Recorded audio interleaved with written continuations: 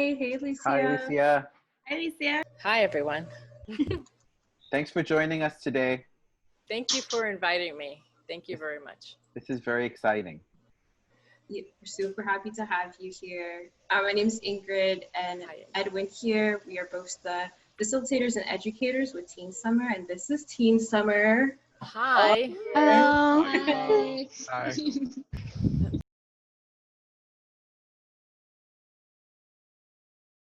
Difference of COVID, of this pandemic in the 21st century during climate change has a significant uniqueness to it, right? In the urgency. So I think these photographs were a way of seeing people in my community, Black and brown folks, just be the essential workers when we were not ever deemed to be essential. These images are made closely to the dates that they are and connected to the articles that are part of the title. And Rikers Island and the people who are in prisons are dying by large numbers still, and at the very beginning of March, put to work, right? Put to work not only to make hand sanitizer, but also to dig the mass graves of people who had passed away, and the speed with which it needed to be done. Hospitals have morgues that only are equipped to hold no more than 20 people, like because you weren't expecting that. But on an average day, there were about 200 people dying in March, a day or more. So hospitals did not have places to put people. So the work that a lot of inmates had to do to dig graves, and if you've ever dug a hole with a shovel, it's not easy to bury those who had passed. And on top of it, still not be provided with soap, hand sanitizer, and in some cases, a lack of running water, particularly when we're thinking of those people who are detained at the border, right? I usually take images on film. I like film. So, but these I had to do with the digital, right? Because I can't develop my film. So I'm trying to figure out how to do that. So I did these digitally, but digital, for my opinion, digital work allows you the possibility of printing on different surfaces rather than just doing it on paper. So I'm working through that as this series grows, and as I talk to different folks about exhibition. You went on with your the steps that you take into creating your work. So my question is a little bit more specific to how you decide the placement of the items in the background, or where do you get the costumes that you wear? Amazon. I got a lot of the things from the nurse's outfit I got at Amazon for sure, and other little things like the PPE or the thing. Some things are from home. I think that comes from theater. A lot of costume making and putting things together and props that comes from my theater background. So, this essential worker and not being able to go outside and not on a budget, right? So if I had a budget from the gods, it's different. It's just different. You order it, I want this, it's different. But when you have zero budget and you need to okay, how am I going to do this essential worker? I had a little budget. Okay, so what do I need? Oh, well, what signifies an essential worker? What would signify that when you're looking at an image right away? So, okay, let me get that orange vest thing. Okay, let me order it. What's the cheapest one on Amazon? Okay, done. That's coming in. So look, looking in garage, what else? I'm looking at outside at different essential workers and different construction workers that I'm seeing, what are they carrying on? Then I think a little bit more and fleshing out the ideas of other signifiers and other things. And, you know, gosh, my dad had a chainsaw. Ooh, nothing like a brown man with a chainsaw in the garage, but he's doing it this. I've never seen him use it. Okay, let me use this chainsaw. What else? There's a leaf blower. Okay, so all these things start in the creation of this character.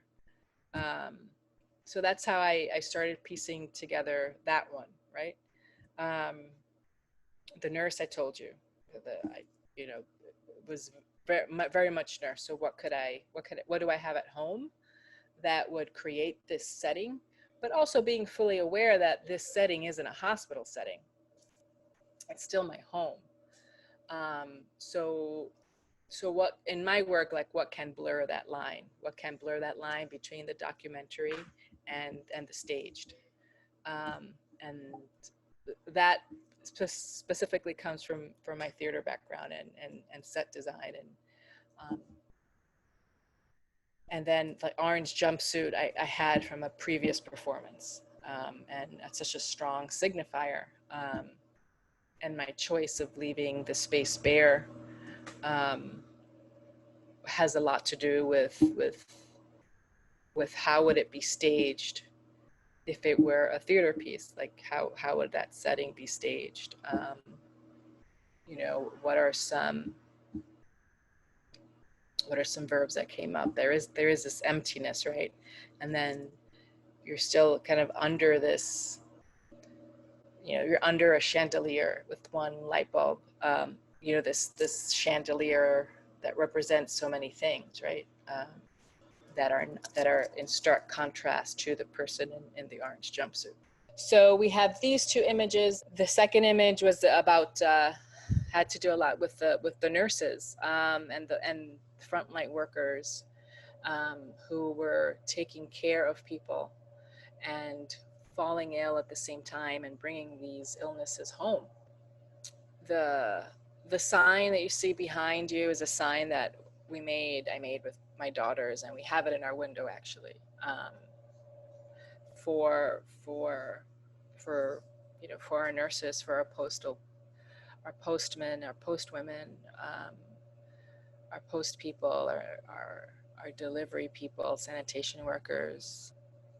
The sets, I do call these sets. They are places in my home. Some of them I do add things to each setting, to each portrait, on how it can enhance the story somewhat, but at the same time, it's still my home. So I'm not gonna change it because I'm still at home, and I'm very much aware that I'm at home and all the imperfections of home and this domestic space that is often in art history connected to and associated with women. I just wanted to say something about the image on the left. When we were looking at it, I was wondering if some of the objects in your portraits have any other meaning behind them, like some sort of symbolism. Some of them in my portraits do. They are things that you're meant to look for them. That little pink stool, for example, is a medical stool. It's an old medical stool that I found outside a nursing home that's near me, like it's a block away. But is there something that's popping out to you? Yeah, I when I saw the first image, I saw the red curtain. It was just like really vibrant. And Yes. since it was a nurse in the image, I was wondering if the red was a symbol or represented blood or some sort, since the nurses are dealing with patients every day, dying or suffering. For me, I was thinking about the ambulance lights more, and that critical, the attention grabbing of the red. I mean, the red's still up. If I turn my screen, the curtain's still up. It's just changed. The uniform, this particular uniform, I did pick that color thinking of this particular red though. And that's more just of thinking of photography, and the sign that I wanted to include. So what would balance that out? I live in the house that I grew up in. That's the only way that I can survive here in New York City. So there's that sense of opening up this really private space to the world in this way. yeah, then we have the April 28th picture, the delivery person. So I'm in my kitchen, and definitely it was easy logistically, I'll be honest with you, to roll the bicycle in from the garage into the kitchen. But then thinking about delivery food, thinking about that essential thing that we need to live, and it being delivered by people. So then, would you say that that vulnerability you were talking about adds to this series or set? Yeah, absolutely. And I think that it adds also to the discussion of vulnerability to essential workers and the risks they're taking to, you know, make life more comfortable for many people out there at the risk of their own. I think that idea of vulnerability, that conversation with the characters and the articles, yeah, adds a lot to my own vulnerabilities of like opening up my home and just being really conscious of it. And the tires are flat. That was not intentional, but that's just something, those fun director things in movies. If you ever watch a movie and you watch the director notes after it, I love doing that. I'm such a nerd. The tires are flat. That was not intentional. May 4th focused a lot about essential workers, and I was very conscious of the fact that across where I live, there are these buildings, and they were doing brickwork, and there were construction workers out there. They were still doing the work. People can't be out there doing work. And no one had masks. There was just a group of like 12, 13 guys. And I was just shocked thinking about all that, you know, thinking about these structural necessities, and then thinking about real estate, and thinking about gentrification, and then thinking about how people are having a hard time paying their rent, and then thinking about, well, why don't you stop that work, because you're just going to add up the cost of that into these people's rents because you think it needs to be fixed, but we're in the middle of a pandemic. So those were several things that were running through my mind when I was thinking about and planning this one image, this essential worker, like the construction person, and also being very aware that I'm a woman, right? And that all these roles, often the work of women when it comes to that essential work of women, you know, it's never really seen essential when a woman does it. And we do it all the time, right? At home, we had to kind of do these things. So that was also peppering my mind. Can I ask about the May 8th portrait? Yes. Like, did you mean to keep your dog like in that position in that photo? Was there a specific symbol for the dog to be there? I think she was a little irritated with me because she wanted to nap, and this wasn't the only take. But yeah, she was just hanging out there. Really, she was really just like there. It's the only one that has you like smiling in it. So I wondered, what was that intention for? Like, why is it that the male person is the only one smiling? I was channeling my old mail carrier who had a stroke, and she was really lovely. Her name was Rosa. She was always smiling and just really always very proud of her job and her work. And we had discussions about that. Like, why is she proud of her work? You know, she was outside. She had a pension. It's one of the only, aside from the library, but one of those more socialized, socialist inspired systems, right? Where we all benefit from this type of service, right? And we would often talk, you know, kind of chat and talk about that, and knowing that their jobs were being threatened because there's a push to privatize the postal system.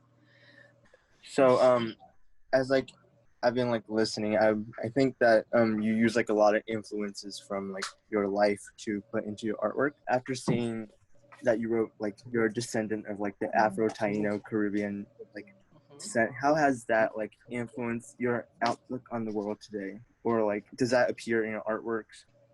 It's also a very political sentiment, particularly being a descendant from the Caribbean, right? We were ground zero of colonization and the attempted genocide of indigenous peoples.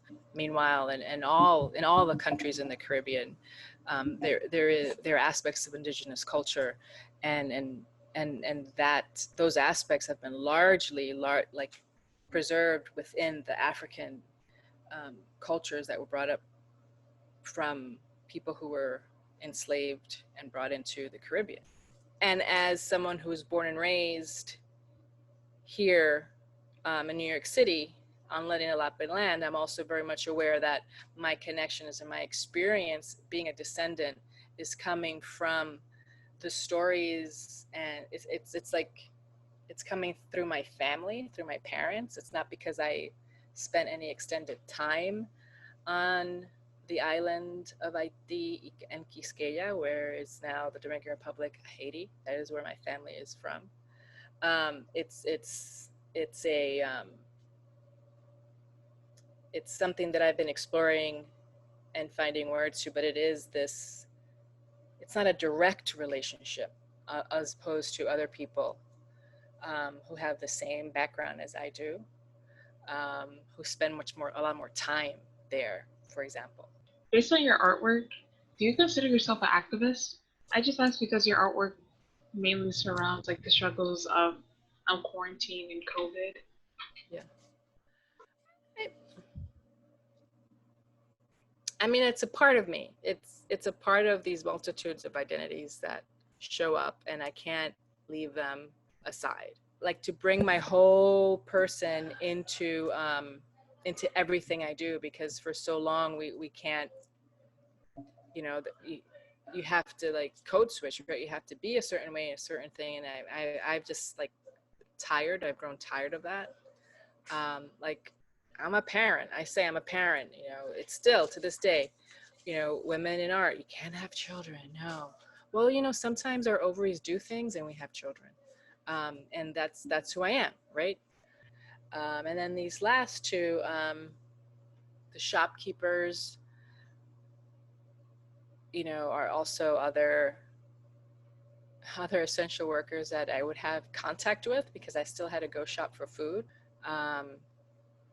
And in this image, I mean, I think that I wanted to use the plastic more as like a halo, and referencing a lot of portraits and saintly figures in art history, and being really aware of that painting. That was my mother's painting behind me. She didn't make it, but it's a painting of hers that she bought, that cantaloupe in a very traditional still life. To make that stark connection to art history, to bring it into this historical moment in the 21st century, that has changed a lot of the narratives and political conversations, economic and social conversations that we're having, how some signifiers, how some signs on our bodies, particularly being BPOC identified, there are a lot of signifiers, a lot of signs, a lot of symbols that are attached to us by what we look like, right? So by walking into the room, 1,000 different opinions will pop into different people once we walk in or a photo is presented. And many will be different according to who the viewer is. Do you do all of your art the same way? Is your art following one style, or is it subjective to your muse? I don't do them the same way. Each project has a different, turns out a different way. And I think it has a lot to do with who we are and the ways that we show up. And I think about what's the best way to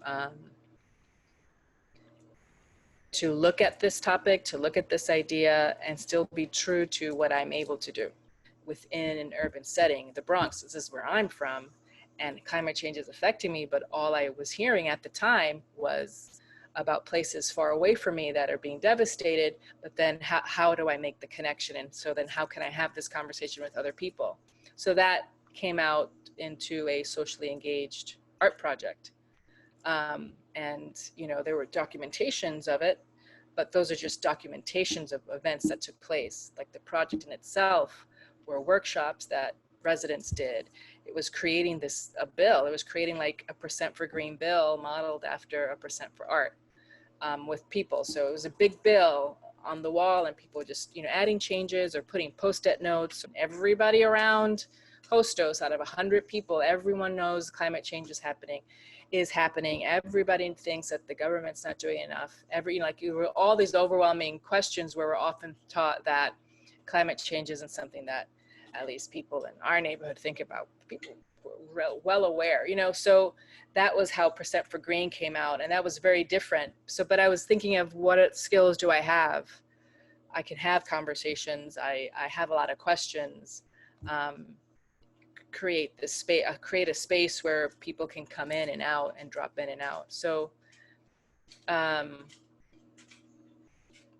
like to ideate with people. I like to come up with ideas with people and then you know, go out and do them.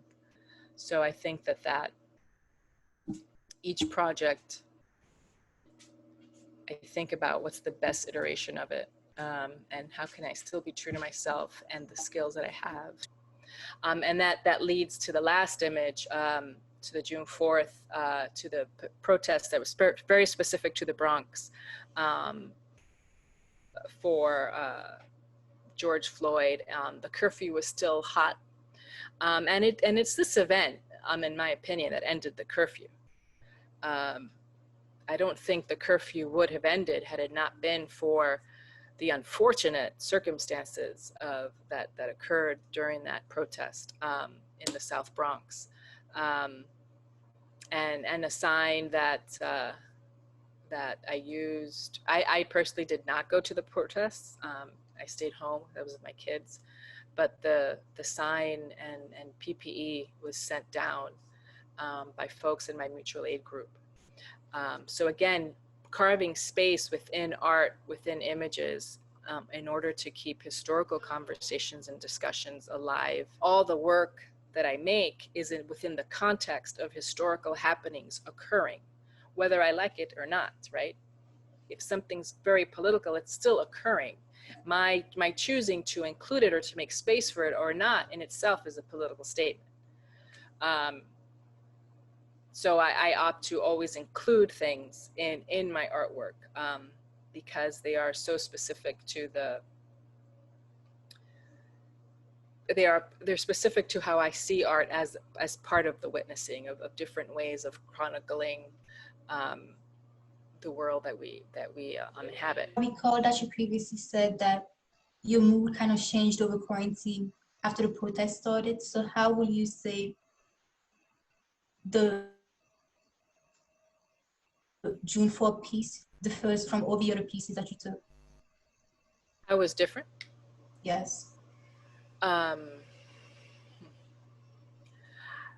You know, when the protest started, I think that there was a release that was occurring, or that occurred.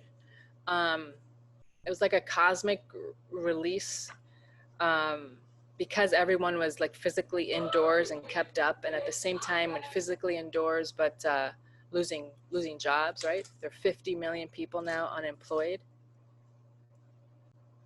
And I think that there was this combination of COVID, the failure of attending to it, coupled with the unemployment rate, coupled with pending evictions, coupled with just people just having enough, because this is not the first time that a Black body was murdered on social media in front of millions of people. It's not the first time a Black person was murdered, right? So what was the signifying difference for me where it was COVID and the explosion of protests, because the last time we had this explosion of protests was at Ferguson with Mike Brown's death, right? And when we had spikes of it with Eric Gardner, we had spikes of it with different people who had been murdered. But this was just the point right? And they're still continuing today. The protests are still continuing today, and we're going through like different shifts of it. And I think that explosion within the pessimism of reality, it's still a beginning, and those protests were that beginning, right? It was that burst of like really hope at its most raw, right? Because this is a beginning. It's a beginning of what is possible that we can do with people power. That I think really marked the protests as different for me. One question I had is what you were doing at our age, which is around the age 16, 17, or just high school, to prepare you for the future. Kind of just like moved in many different circles, and I think that had a lot to do with my liking theater, and being in the forensics club, which you can't get any nerdier than that outside of like science clubs, and really kind of finding a niche there.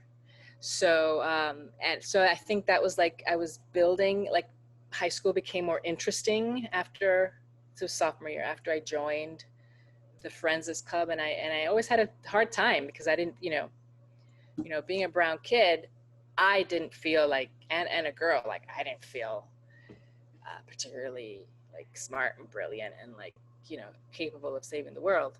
But I think that was a turning point in my life. So when I was 16, at this time in the summer, my God, I was just finishing, I did a summer program at Yale. And it was a college course. So it was a college junior course. And I did it. I convinced my parents, who were hella conservative, to get me to go, like to allow me to go, because I was a girl. You were not going anywhere outside your house. Convinced them to do it with the help of my brother and my auntie. And I'm not going to tell you how old I am, but I'm old. So at that time, it wasn't that expensive for a summer course. And this was like a regular college credit course. Like I think there were 3 other kids who were like 16, 17. Everybody else was like a college student or had graduated college and was doing this intensive, like drama theater intensive at Yale for 7 weeks. And that was just amazing to leave home and be around so many different people from all around the world with different interests, and being away from home, and then really working towards something that I enjoyed, and loving the conversations that I was having that summer. So at this time, I was just ending that program and getting ready to come home. And then senior year was really difficult because I wanted to have that experience I had just had the summer before, but I wasn't able, like, so, and I'm still 17. So I was still very young. So how to balance that and mitigate it was very difficult. But I had a better idea of what I wanted to do on my life. And then that led me to a BFA in theater. How present was art in your early life? Playing the piano and taking ballet was forced upon me by my family. So, but now looking back, I'm grateful for that. It's weird. Like, I'm grateful I learned from it. But I didn't want to do it. And now I'm a parent, and now I'm unable to provide that for my kids right now, or like any, so I'm saying that it shaped me. And then in high school, I started like taking photographs. Like, there was always a camera in the house. That visual experience and that visual dialogue that I constantly had has helped me in my life as an artist. And then I started acting when I was in high school. So I joined, there was something called, this is back in the 20th century, and there was something called the Bronx Creative Arts for Youth. It no longer exists, but it was one of these great, just after school, not at my school, because I went to a Catholic school that had none of that. But that was my artistic development. And then I majored in drama when I got my BFA, but always took photographs as part of my research. Always went to museums. In high school, when I was able to go on my own, I would go more to museum trips on my own. Like, who inspired you when you first started creating art, or was it more of an experience that you had that like inspired you? When it comes to photography, and specifically photography that has to do with like self-portraiture, I think the most exciting ones so far for me that I can think of right now have been the work from Carrie Mae Weems, Martha Wilson, and Nikki Lee, and their particular self-portraits that were that are performative but very robust in character and persona.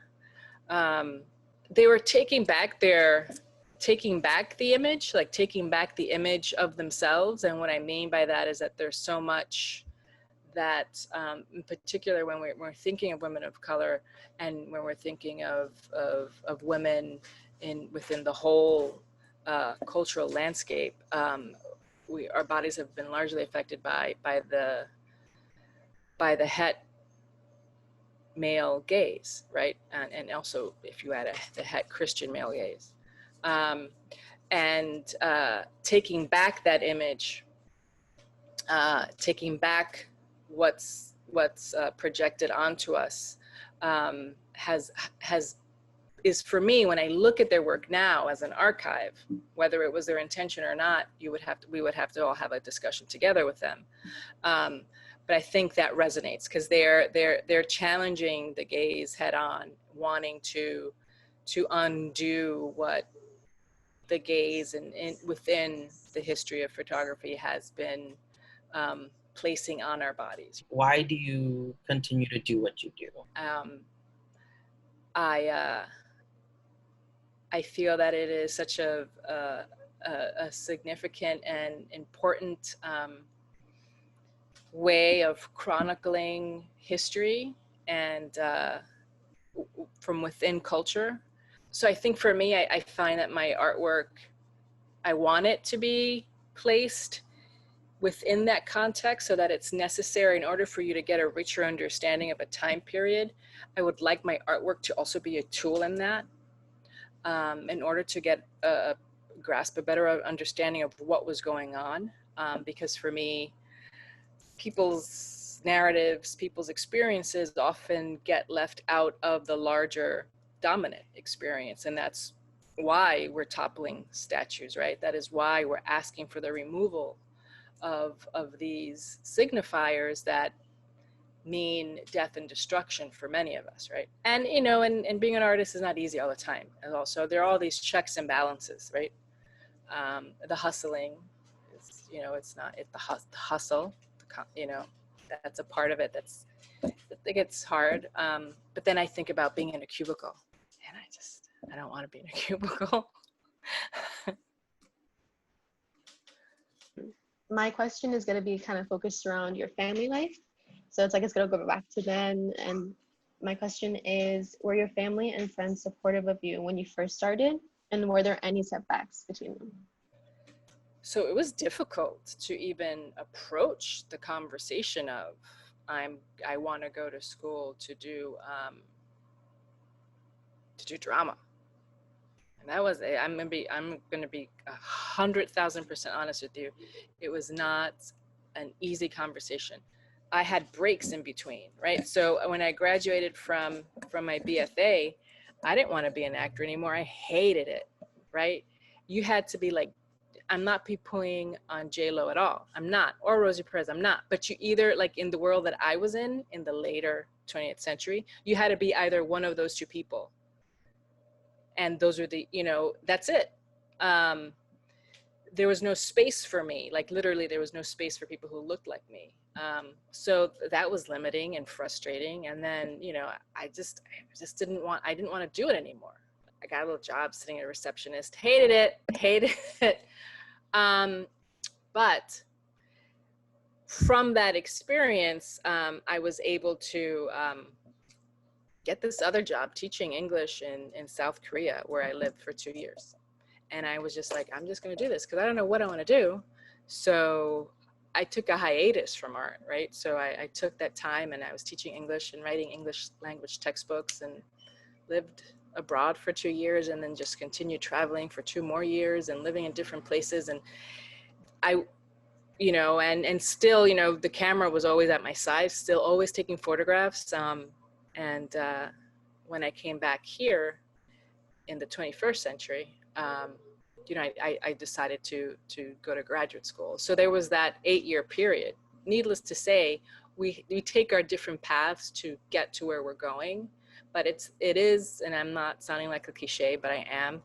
But it is that process. It's that journey is what got me here.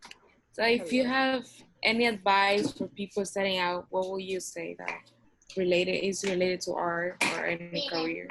Set a schedule for yourself. Set that time for yourself to create and work and read and think. Like set it aside. And sometimes that gets hard, right? It gets hard for a variety of different reasons. And make sure you're always loving it, because if it starts to feel like a chore, then step back, I would say. Apply. It's like casting a fishnet even to this day, until when people ask you for things, you get to that point, it's great. But like just apply for things that make sense to you, because it is like casting this net into the ocean. So just keep at it.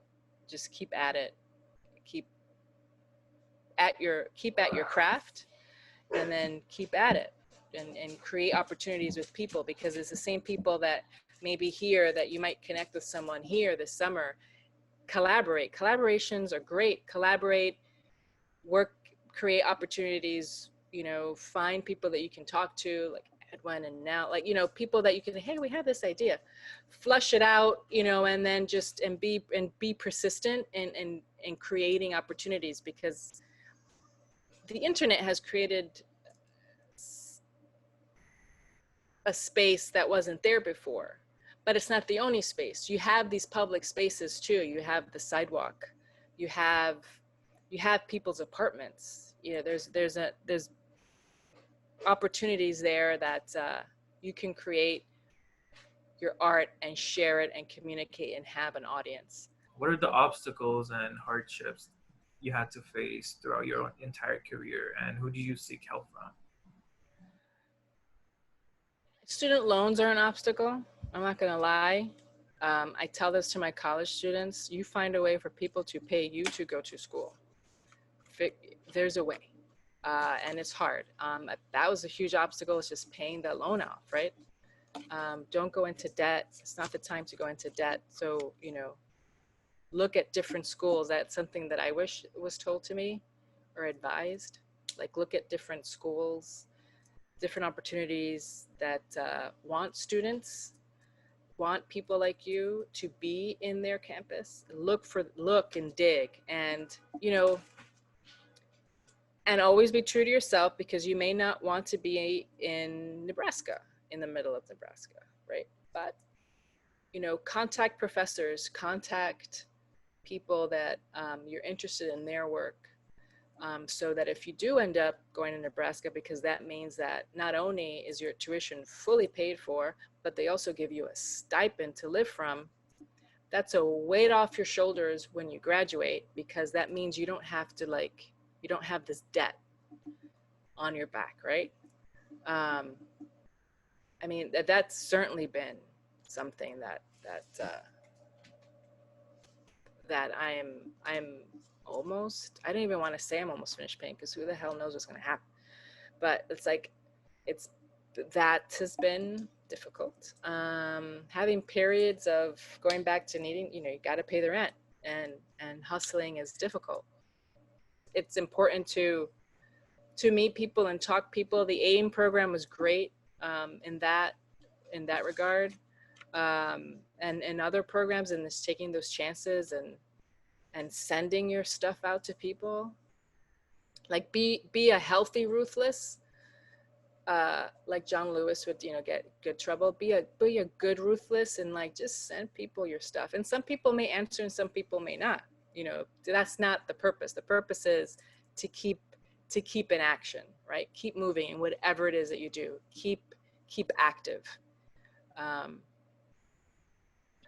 What do you think you would be doing? Like, where do you think you would be if it weren't for art? Or other than an artist, what do you think you could have been? Maybe my next life I'll become a doctor. I think in this life I'm meant to be doing art, and all these challenges that have come up are a part of this life's journey of, like, tackling them and figuring it out, because it's like a puzzle. But next life, a doctor.